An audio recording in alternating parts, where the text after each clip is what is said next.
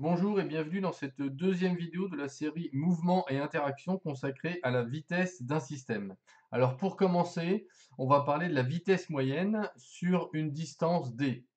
Elle se calcule par la définition qui est que la vitesse correspond au rapport de la distance parcourue par notre système sur la durée de ce parcours. On la note très souvent petit d, cette distance, et la durée du parcours delta t. Donc delta parce que c'est une durée.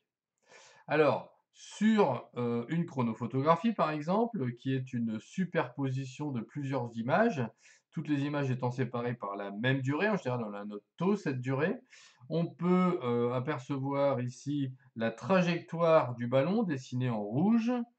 Eh bien, pour définir cette vitesse, la distance parcourue, ça va être la distance le long de cette ligne rouge et le nombre d'écarts entre chaque ballon. Donc ici, on correspond à 12 écarts. On a donc, pour la vitesse, la formule qui nous donne V égale petit d, donc la distance qui correspond à la ligne rouge, sur 12 fois tau étant l'écart entre deux images sur la chronophotographie. Alors, cette distance moyenne, les unités, évidemment la distance, l'unité légale, c'est le mètre. Pour la durée, l'unité légale, c'est la seconde. Et donc, l'unité légale pour la vitesse, c'est le mètre par seconde, avec ces deux façons de noter. Alors, évidemment, dans la vie de tous les jours, on utilise aussi une autre unité qui est le kilomètre par heure, qu'on note de cette façon. Alors, on rappelle une petite chose, c'est que pour passer de mètres par seconde à kilomètres par heure, eh bien, il faut multiplier dans ce sens par 3,6.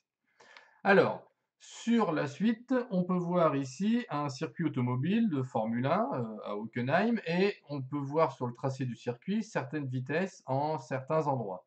Hein, donc par exemple ici 295 ou encore 110 ici juste avant le virage ou encore 325 ici au bout de la ligne droite.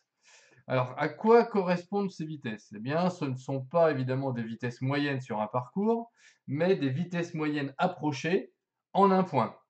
Alors, on va voir ce que ça signifie. Sur un exemple simple, reprenons notre chronophotographie du ballon. Toujours la même durée entre deux points, évidemment, qu'on va noter tôt. Et on peut voir évidemment sur cette chronophotographie facilement si la valeur de la vitesse change au cours du mouvement. Puisque si on garde à l'esprit que la définition, c'est le rapport entre la distance et la durée du parcours, la durée du parcours étant toujours la même entre chaque image, eh bien, plus la distance est grande, forcément, plus la vitesse l'est aussi. Alors, on peut quand même calculer cette vitesse.